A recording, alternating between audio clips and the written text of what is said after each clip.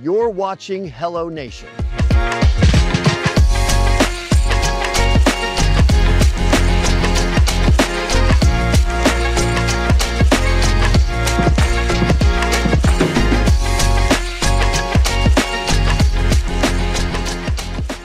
All right. Hello. I am Tim Epner, your host for the Voices of Good News podcast. I am so excited. I have the mayor of Rochester Hills, Michigan.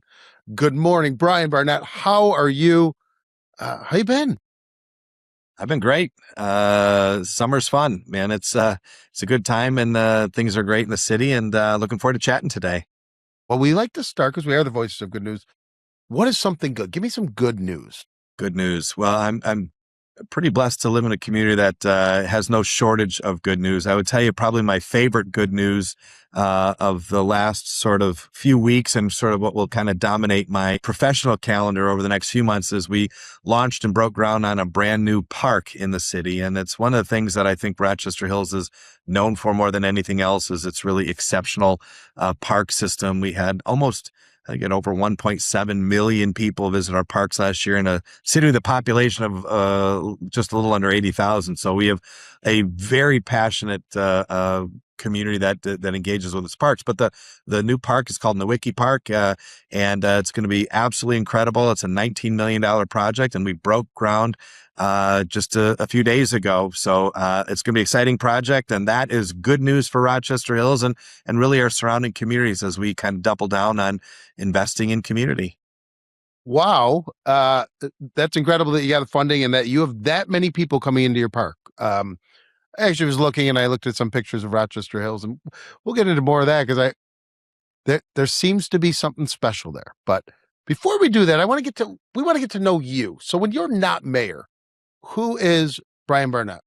I just have like three funny things I want to say, but since others will watch this, I'm a dad, two boys that I love spending time with, and they're at the age now where anytime they want to spend time with me, I will just about cancel everything to do whatever they want to do. They like to golf at the moment, so that's kind of fun. I love to travel. I travel obviously professionally with this job quite a bit to represent the city and engage with colleagues, but also when I'm not working, I love to, travel privately and enjoy seeing new places. I've been to 50 countries, in 48 states. So I've been to a lot of different places. Just got back from Iceland a few weeks ago, which was a first for me. But I really truly love being outdoors and being in my community. I love riding my bike and, meeting people and checking on things and watching progress happen. And so, if I'm not traveling or golfing or spending time with family, I'm usually working and doing something that I really enjoy, which is, usually something on behalf of the city of Rochester Hills. So with that, if I travel to Rochester Hills, what makes it special? Like what's the secret sauce? Well, I can't tell you the secret sauce. No, listen, there's a lot of things that I think make our community special. If I had to list just one, the thing that draws me here, every community has parks, every community has schools, every community has a library. Our residents are really exceptional. We have a couple high level things. 60% of our people have a bachelor's degree. So we have a pretty highly educated community that lives very open-handedly, a very generous community that thinks about others first. So we have a lot of great nonprofits. We're blessed with a lot of natural beauty, and I think we've managed it well. We recognize our tagline is innovative by nature. So on the innovative side, as I mentioned, we have a highly educated population. More than a patent a day is applied for or received by a Rochester Hills resident or business. We have more robots made in our city than any other city in North America. We're the robotics capital of our continent. But on the nature side, we love being outdoors. As I said already, we have a tremendous support for our park system. We have a park system that you would find probably in a city 6, 7, 8 times our size, the amount of money that we invest in it. And I'm an old Disney guy. I used to work at Disney back in the day. And so our parks are pretty unique. They are one of our parks, Innovation Hills, has glow in the dark sidewalks, a big tree like you'd find at an Animal Kingdom, kind of is the center of the park, this giant play structure. So we have a community that really values being outdoors. And the mix of those has been great. We've been blessed. We're in a good region of our state. And we've been recognized for a lot of things, most recently as the #1 city to live in Michigan and the 7th best place to live in the country by U.S. News and World Report. And that's the second year in a row. Last year we were #9. So, and it's not too often that you end up on that list, which is sort of the gold standard for municipal rankings 2 times in a row, but we've been really blessed. So what makes our community great? I think it's a combination of those things, but it's really led by people that live open-handedly and want to really think about community first and making a living second or supporting their family second. It's really about how do they engage, and we see that in so many ways in Rochester Hills. So I'd love to see the glowing sidewalks, but how do you, I mean, I would imagine that you surround yourself with an incredible leadership team Yeah. so what do you demand out of them? Is it innovative thinking like that? And were those things that you bring in is to think like that? I love the Disney thing. We're a Disney family. I got 2 little girls and they do it special, but for you to say that and bring it into your community, incredible. Like, what do you look for? So that's a great question. I'm here at City Hall. My portrait hangs with all the other mayors that have previously served. The quote underneath my name is "It's fun to do the impossible," which is a quote from Walt Disney. And I first of all, I love to have fun. And so I'm highly competitive. I want our city to be the best. I want us to compete. I want us to deliver excellence. And we can maybe talk about that, who I think our competition is, which is a little unusual for most cities. But I want to have fun. And I think you can marry those two in delivering excellence and engaging people. I think if you ask my staff, my leadership team in particular, what word I'd be most associated with, I bet 9 out of 10 of them, maybe 10 out of 10 would say innovation, because I'm really attracted to that. I'm attracted to entrepreneurial thinking. But we do a lot of things really different here and unique. We just finished our budget presentation. Our budget is about $250 million this year. And the one unique thing, there's not many fun, sexy things about presenting a budget, but all of my directors have only 5 minutes to present their budget, and they can't use any numbers. And most people have that same look that you have. How do you present a budget without any numbers?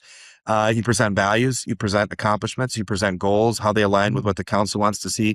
And we've had unanimously supported budgets for probably the last 10 years. Now my CFO can present a little bit of numbers, but every other person, the fire chief, the police chief, can't present any numbers. Nothing is up or down 2%. We're adding 6%. It's all about values and what we believe is intrinsically important for us to do as a community. And so that's pretty unique. If you haven't had a chance to peek at a Rochester Hills State of the City address, you'll find those to be wildly unique. Our last year it was Wicked was our theme, and we had singers and dancers and a full live performance. This year, it's the big game. We're doing a Super Bowl. We could send out tickets to the community. I've done The Greatest Showman. I've been Jimmy Fallon. We do all these really unique presentations, in essence, to communicate to our residents in a unique way. We call it Governtainment, and it's really a unique way. So for the State of the City, if you were to go online and look, I don't know how many other State of the Cities have this, but you'll see a packed house, 600 people, almost everyone filming the closing performance number with about 100 people on stage, singers, dancers, choirs, bubbles coming down, all to tell a story about a city, engaging people uniquely in a city story that most municipal leaders miss because they tell sort of a standard pen and paper behind a podium kind of story. So our community expects it. They love it. It's a little bit of my style as well. But when you have a really great story to tell, you want to try to find a fun way to tell it. And maybe that ties into the Disney way of telling stories uniquely and the importance of storytelling in order to advance what you're trying to do as a community. I love the way that you have them thinking. What was it like when you had, and you told them, all right, no numbers? I mean, the CFOs, they only speak in numbers, so I get that. But how was it for the others? Did they, I mean, it makes the most sense to me on why you do that. They're as much selling the community. Yeah, at the end of the day, I mean, obviously we have to present a balanced budget, and we are actually, we're really proud of this. We're like the only debt-free city in the state of Michigan, of any city our size. So we take care of, this is the competitive side. We're conservatively run. We have, strong fund balances, long-term planning. We do all the block and tackling to make sure we're in a good shape. But when it comes to explaining this to the community, they don't so much care that, salt is up 3%, or that, they want to know what are your major initiatives and goals, and what are you, how are we hearing? I mean, it starts with what we hear from our residents through surveys, input to what the council suggests as their goals and objectives. We're a strong mayor form of government here. So, I'm essentially the CEO type role, strong mayor form, but work very closely with our legislative side. And then we kind of marry those two, and we end up talking about values. We talk about accomplishments and goals and where we want to be.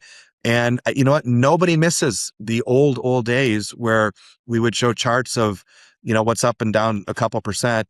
They want to understand the high level things, that we're balanced, that we're fund balance are strong, that we're paying for things in cash, that we've got a strong plan, that we're executing that plan. But we've got no complaints. No one's asked to go back to the old way. And it is really fun. We just did it just this week. When you look at the Rochester Hills budget, we presented $250 million budget. I think it was 84 minutes. I bet we have some people that'll watch it again, because our theme was America 250. People dressed up. They used AI. They presented it in language that you might hear Ben Franklin speaking to Thomas Jefferson.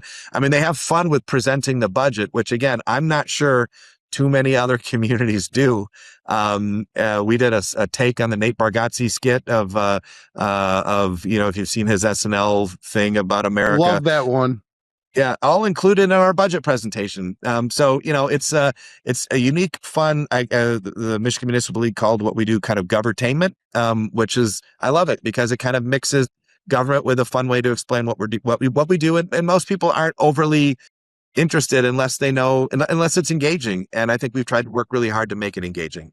I guess I'd love to see other communities that see that and embrace it.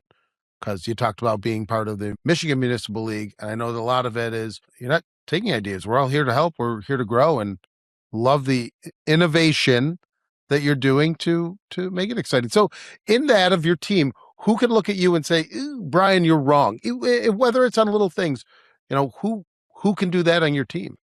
Everybody. You can't have, one of the things I learned early, and by the way, obviously in things like this, you don't want to come across like you've got it all figured out, even as long as I've done this, because you're still learning every day. And you have to create a culture where people feel okay to say, hey, this isn't working, or this isn't, this isn't right. This didn't come out the way we planned. And you have to create an atmosphere where you can fail and fail fast and learn from that and move on. And I learned early on, or at least a while back now, that one of the biggest inhibitors to innovation was me, is in a sense, not necessarily me, the person, but me, the position, because most of the people in my organization, their job is to keep the mayor out of the paper. It's to keep the city out of the bad news. Not that we want to talk about bad news on a good news show, but they're risk adverse. And in being risk adverse, and many times you are innovation adverse, because innovation oftentimes requires some level of risk, right? It's innovative because it's different. Not everybody's doing it. So, to create an opportunity where I always tell my team, listen, I'll always have your back. Obviously there are legal guardrails. We're not, I don't own this company, so we can't just do whatever we want. But inside of the legal guardrails, I'll always have your back. So if we do something and it fails, it's on me. I'll take that, but keep trying. Let's try it a different way. Let's turn it upside down and try it again. And I think, I hope, obviously you're sort of speaking to me, but if you ask people in our organization, I think they feel a lot of freedom. My cabinet knows that I don't micromanage ever. That annoys me like crazy. I came from a previous job where I had a micromanaging boss, and I learned a lot, mostly how not to do things. And so I really stay out of there. I try to find the very best people we can, and then let them do their thing, and largely stay out of the way. And it's been a model that's worked really well here in Rochester Hills. Congratulations. So on that, on being innovative, what's been your favorite accomplishment or accomplishments that you've done it? And then even with that, were there some crazy ideas where you're like, I don't know if we can pull this off, and magic happened? Disney magic. Yeah, well, I mean, there's lots, start maybe from boring municipal stuff. We were the first city to put RFID chips on garbage cans to measure people's recycling and reward people for that.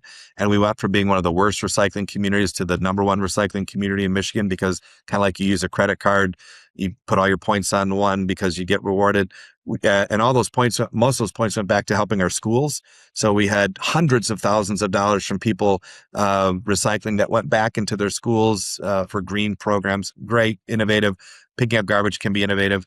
Unfortunately, where we live, we have snow in the winter. And so there's some challenges with picking up snow, plowing snow. And so we kind of went creative. We put lasers on all of our trucks to find the edge of the road, to minimize the amount of mailboxes and yard damage we were doing. We put all sorts of plow trackers so people could follow where the vehicles are, so they could say, I don't see any trucks, and log in, see where they're at. It doesn't mean they're coming to your street next, but kind of gave that information to people. Turning garbage pickup and snow plowing, boring municipal, methodical, stuff that no one cares about, into kind of fun techie things that people like, oh, okay, cool. This is, not keep, people looking outside going, here comes the lasers on the truck. So, it's kind of an interesting thing, but to what our core is, again, I go back to that Innovation Hills, that park that I had a dream of, that was a fallow piece of land. There wasn't anything happening with it, and had a dream to do something really innovative and have nothing, on it, that hadn't looked like something that we'd never created before. And as I mentioned, it is a bit Disneyized. Some people might not like saying that, but every little section of it is called adventure. So we've got the boardwalk adventure, the pond adventure, the playground adventure. The playground has a river that runs through it, like a small river that kids can get in. And we have this, I used to like Indiana Jones. So I said, let's put a rope bridge across the bridge. It looks like Indiana Jones. So it's this wobbly old Indiana Jones rope bridge that people love crossing. And the park's been open for 5 years, I think. And the last 4 years, it's been voted by like Little Detroit, Little Moms Detroit, all these as the number one playground in Michigan. And the swings are different. The slides are different. Nothing looks like anything you would see in any other park. That's why it's called Innovation Hills, because everything is really unique. And so, that's been wonderful to see the acceptance, the broad acceptance of kind of this creative idea that, we raised money for and put together this plan and dreamed it to be somewhat different. And so, we have, created the best playground and best park experience in Southeast Michigan the last 4 years. And 6 years ago, it was a piece of land that no one, you drive by 1,000 times, wouldn't know anything about it. So those kinds of things are fun for me. They keep me engaged even after 20 years of doing this. Those are the things that I think, man, I can make a difference in my home community, and something that will last far beyond my impact here. It's incredible to think of. And again, I'm going to have to look it up on there. Is it the rope bridge? Is it the Indiana Jones? I love Indiana Jones. He and I both don't like snakes. I don't know if you like snakes. I hate snakes. I don't like them. It's an Indiana Jones thing. It's got to be. So what is your favorite part of the park? I hate to go back to this because, you're going to think this. I mean, much like Walt Disney, I love just going there and watching people enjoy it. Much like he used to do for his parks. He'd go and he'd sit on Main Street, and I'm always doing the same thing. Like, where are people walking? Where do we need more benches? How close are the garbage cans? I mean, I'm always like thinking like that. But I love the whole experience. We have the rope bridge in the back is super exciting. We have the largest boardwalk network of any place around us there in the park, which creates, and one of the cool things now is just to see, the diversity of people that enjoy the park. So you've got all the kids and the craziness going on in the playground. You've got 68-year-olds on romantic walks, in the back. You've got all the high schools here come for their prom pictures and their homecoming pictures. You got every sort of promposal and we don't do formal weddings there, but you got all these sorts of cultural events. And the people that come there are every age bracket, every ethnicity. It's probably the most diverse section of our city because it speaks to so many different people. So many people can find something unique here. And that's just one park, Innovation Hills, but we have a whole series of them. And like I said, we probably have a parks network. We punch way out of our weight class when it comes to that. And what we are as a community, we really are. I think this is important for anybody who's in our business. You have to understand who you are. We are a family community. We have some of the best school districts in the city. People come here because they want to raise their families, they want good amenities, and they want to be safe. So we've been the safest city in Michigan like 7 of the last 8 years. We have two school districts that are, consistently recognized in the top. That's who we are. And so we invest there. We are not Detroit. We are not Royal Oak. We are not Traverse City. We are not, and we can't be better than them at those things. So we're not a vacation town. We're not, an airport community. We're not a nightlife downtown, where you're going to come for your 21st birthday. And it's great that we have those places close, but we know who we are and we want to be the best at that. And we don't get out of our lane to try to be everything to everyone. I have to imagine that has helped you, because I also know on this, you were the president of the U.S. Conference of Mayors, USCM. How did you bring that leadership that we've been hearing? Oh, love the gavel. How did you bring that to USCM, to those other mayors, to be recognized, to go, look at what we're doing here? Before you talk about what you're doing and how great your city is and how, what an incredible leader you are, you have to build relationships with people that are genuine and authentic, and you have to listen to their stories. What I love best about my experience in the U.S. Conference of Mayors, which is the absolute best organization that I've ever been a part of in terms of both professional guidance and leadership, and then personal support and friendship, has just been making really good relationships, building and investing in great relationships of people that do what I do. It's a really lonely job. I tell people in my city, if you were to get all the doctors or the teachers or the attorneys or the psychiatrist or the physical therapist in a room in my city, you'd fill a restaurant or a gym or maybe even something larger. But if you got all the mayors together, it would be me at the seat, right? At a table for one. And so unless you are so ridiculously egotistical and misinformed that you are the end all be all in your community, you have to get outside of your community to find out how other people do it. And so I'm very honest about things I've learned, mistakes I've made, and programs I've stolen and tried to work with that I've met from other people. I have tremendous relationships. I think I mentioned to you, even at this time of the day, I've already texted and spoken with about a dozen other mayors that I'm in different text strings with. There isn't a day that goes by, 365, that I'm not texting, communicating with, congratulating, supporting, crying with another mayor because it's a really, narrow focused position. And so, and one that's hard to understand from the outside. It seems probably like most mayors have this great job that they're in the newspaper, they're on television, people, move aside when they come by and really respect them and they get the best table at the restaurant. But it's really lonely and it can be really challenging. And you can have a tremendous win and then get home and scroll through social media and someone calls you something that you've never heard before, conjugating words in such a unique fashion that you're both impressed and discouraged at the same time.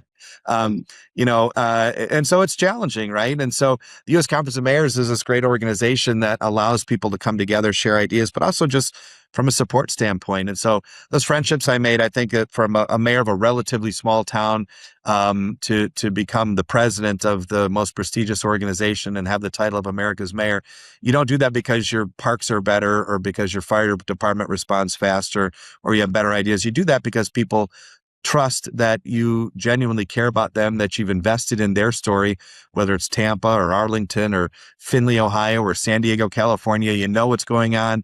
You text them about a millage that passed or failed, about a sports team that succeeded, about maybe a safety issue, or unfortunately a shooting or a fire or a weather event that they're going through, because you know what they're going through. They're going through making decisions with imperfect information and a media that is often unfriendly or at least demanding. And so you understand those things. I went through a terrible situation myself with a situation in the city and had the same sort of support that I recognize. So yeah, the U.S. Conference of Mayors is an incredible organization.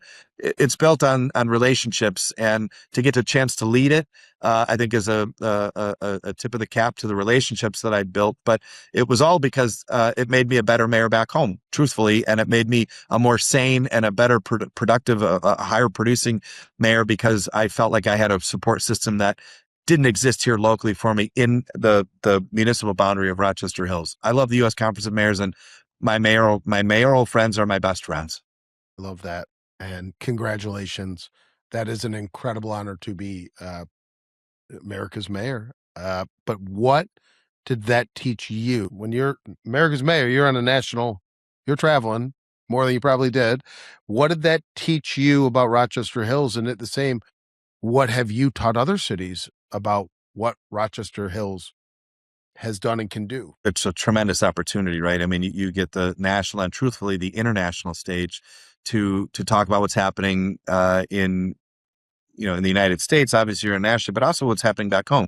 From my standpoint, I learned that I had a great team, right? A team that could deliver even in my absence at times. And that was, a challenging year nationally because we went into COVID and so forth. But, it gave me an opportunity to tell our story, to tell what we were doing well. I mean, we're a lot of America looks like my city, a suburban community that has growth challenges, has, incoming diversity challenges, that's, budgetary challenges as you grow a little bit older. You're going through the first phases of things are now 60, 80 years old. There are more cities that look like mine than look like New York. And so to be able to tell that story to a lot of people and also to ascend to leadership where you could say, having this opportunity to share the story of the American suburban story and both its wonderful blessings and also its challenges was a really unique opportunity. I mean, I learned a lot. Again, you get to interface with a lot of folks.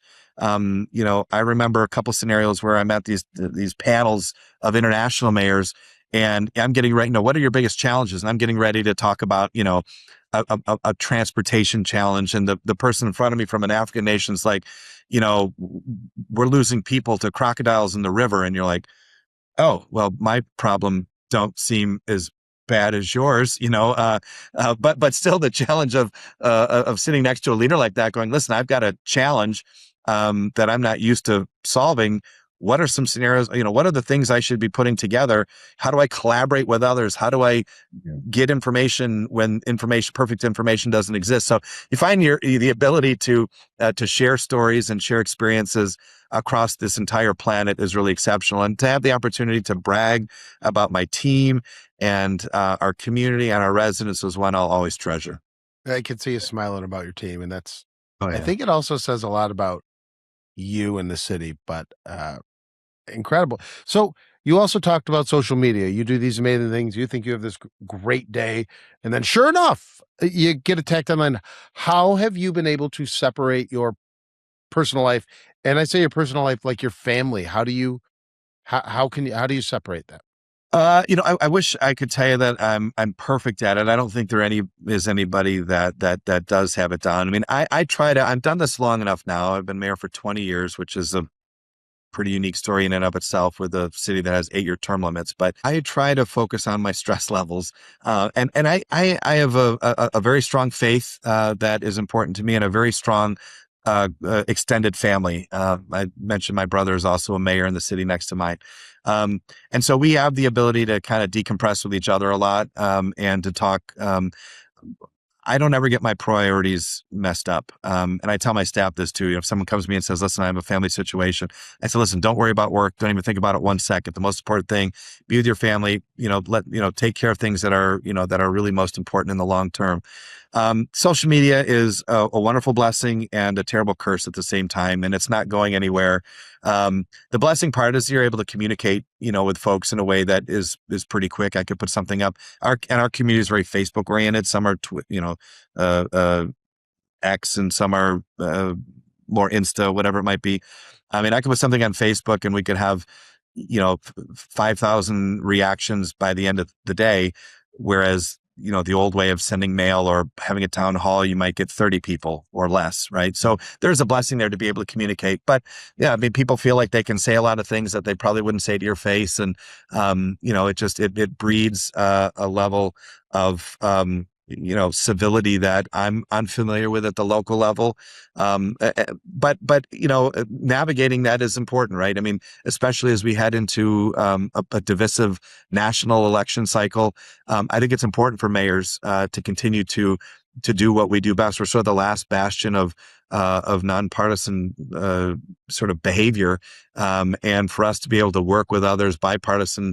I am always quick to compliment members from the Republican or Democratic Party that are doing good things, because I think that's ideas are what matter, results are what matter, not necessarily parties that matter. And so I'm pretty moderate. I've probably offended both sides. I have a picture of me with Trump and a picture with me with Biden right over there, because whoever comes into my office, I have to work with a Republican. I've worked with Republican governors, Democratic governors, Republican presidents, Democratic presidents, whoever can help me put a better, solution on the table for my city. I want them to be successful, because it's good for my community. So that's just my strategy and something I've always had. Social media, I mean, listen, you have to, in this day and age, you have to protect yourself, you have to protect your family, but you also have to protect your sanity. I very rarely respond to a lot of these things. Our team, will have appropriate responses, but you just have to recognize your sanity, your mental health is extremely important as well. And diving into those things, you don't change keyboard warriors too often.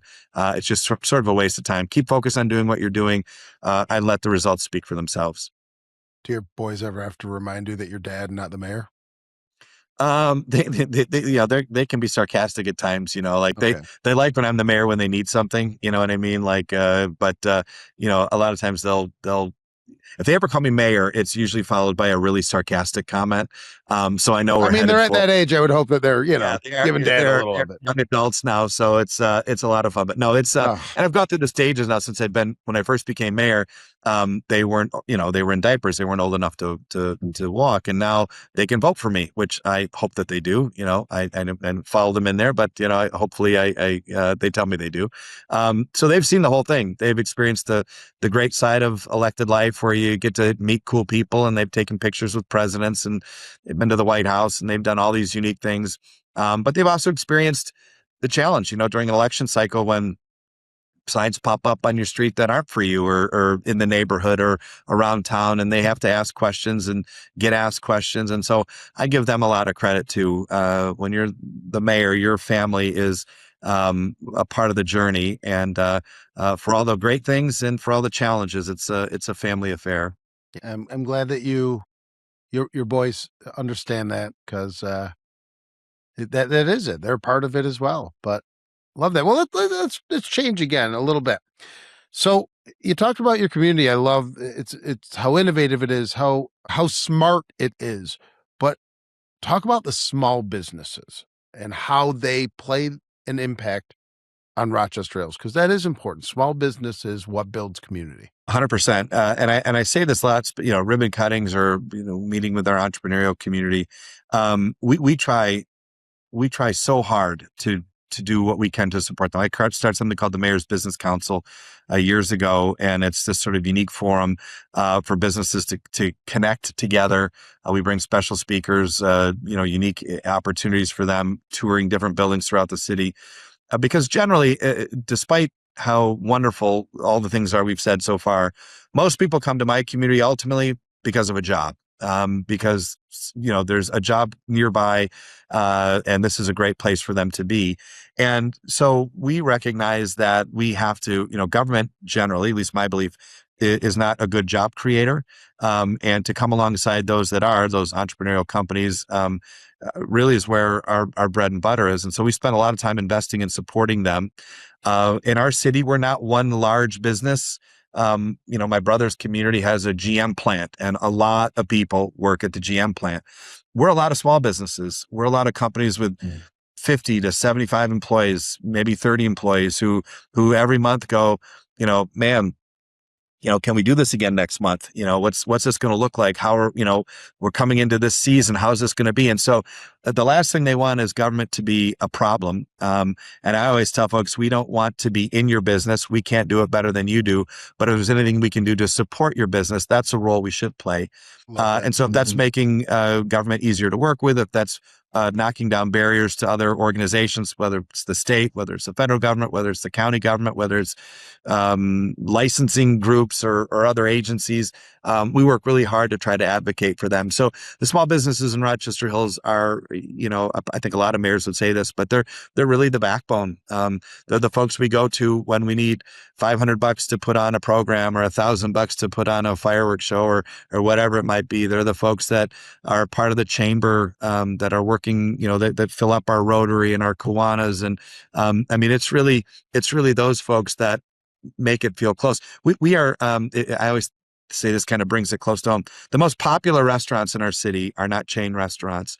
They're the one-offs that are owned by a Thank couple goodness. been doing, who's been making great Greek food or who's been, making great Italian food. We do have the chains. We have all the chains.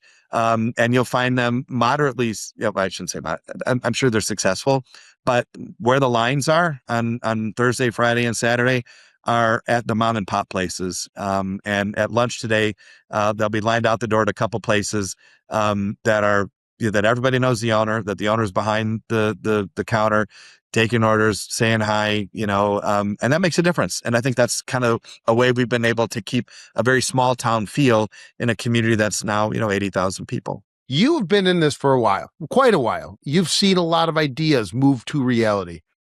What project, what thing that you got done, I have a feeling it could be Innovation Park, but that aged better than you expected? Well, Innovation Hills has won a lot of awards, and a lot of a lot of statewide awards, which has been great. Probably a project that I'm really proud of is an area of our city called the Brooklands, and it's kind of an old neighborhood. It started back in the 1920s. It's a really big neighborhood, but it always had kind of its own identity, and it didn't look like the rest of our city. The houses were smaller, older. As our city developed, it was kind of in the south, and our city developed north. And a long story short, it used to have a road that it still has a road through the middle of it, but it was a state road. It's 45 miles an hour.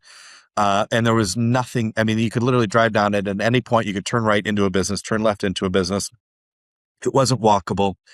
This was a huge effort because in municipal life, things don't move fast. We had a vision. We had people that recognized that we were going to have to invest in it and be patient with it.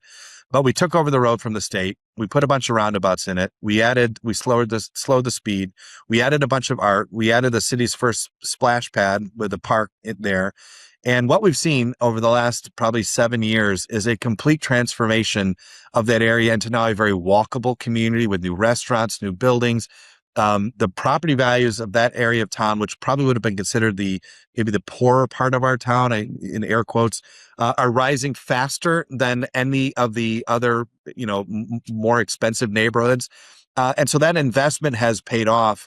And now if you're to go down there this afternoon, you could eat outside at the New Mexican restaurant, go get dessert at the ice cream place, see kids playing in the park and the splash pad. It is a vibrant part of our community. We just hosted a what we call the Brooklands block party. We closed the street and we had like 2,000 people come down from the neighborhood to hang out, DJs, music, phone parties. That never, ever, ever would have happened 10 years ago. And, it's not something that happens overnight. You have to have a business community that buys into it. You have to have residents that understand traffic's going to move a little differently here. We're going to add some roundabouts. You're not going to be able to go directly this way, but here's the long-term vision and goal. That project won Best Project in the state of Michigan in 2023, I think, for its ability to revitalize an area. And that's something that can be replicated across the country because, every city has these areas that time has sort of forgotten or have been kind of left behind by new investment and shiny new things. And we just took a really double down approach on that and made some tough calls. And there were some critics early on about whether or not we'd be able to execute it. But I'm really proud to drive people through that section of our community now because it's an innovative response to a long-term 60, 70-year problem. And now the residents, and if you were to go to some of the Facebook pages, there is so much community pride in that neighborhood within the city of Rochester Hills because we've really have invested in them and done something different than what we've, than we've ever done before. And it's paid off. I love that. Love hearing about that. So as we kind of get here, what is the one thing that you would want to leave people with? Your one thought on what makes Rochester Hills worth believing in? What would that be? Well, I think I would go back to the line that I first month that I was mayor. I sat down with our team and I said, I want our goal for the city of Rochester Hills to be the preeminent place to live, work, and raise your family, whatever that might mean, whether it's public safety, whether it's recreation, whether it's innovative thinking, supporting local business. What can we do to make Rochester Hills the preeminent place to live, work, and raise your family? Everything should ladder up to that high level goal. And yes, we've received all of the, just about every award you could get. We sort of joke we're like the Taylor Swift of cities in our region. Like there's a really long hallway of recognitions, and those are great. But what I'm really proud of, and this might sound a little bit strange, is I'm proud of our reputation, and my record personally as mayor. I always tell my kids, you spend 20 years to build two things, your record and reputation. It takes 20 years to build them. It takes 20 minutes to ruin them. And even less than that sometimes. Yeah. And I think if you Google the city, the last, 50 articles you'd see are all positive. They're all positive stories about good things happening.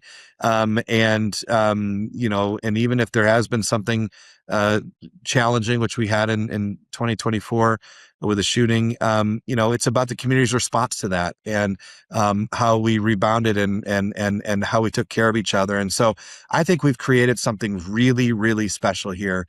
We've got all the outside metrics and awards to give us that. But I think if you come here, the fact that, that we did a survey outside, I just was mentioning this earlier, outside survey from an outside organization, and they do all this stuff. It's outside of our control. And they said the most important thing of all these questions they ask, and they ask 50 questions about everything, is what's called a net promoter score. And the net promoter score is essentially, Tim, if you were to go to a restaurant and you left and said, would you go to this restaurant again? Would you tell your friends to come to this restaurant? Would you tell your friends to stay at this hotel or come back to this place? We had the highest net promoter score of any city they had ever done in the last 20 years, 95.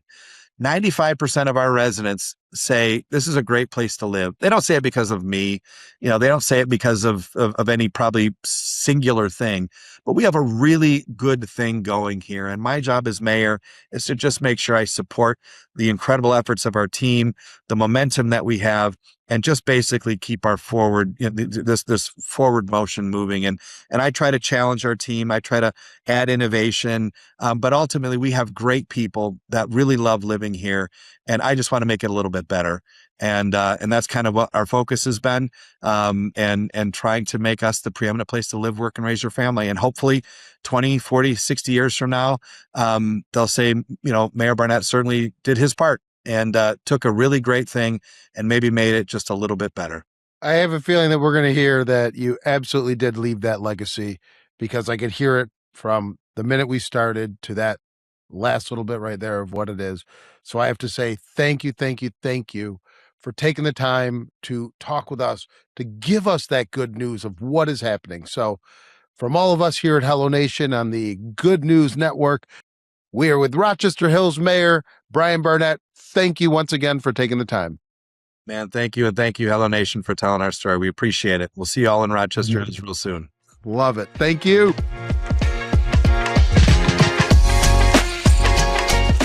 Thanks for watching Hello Nation.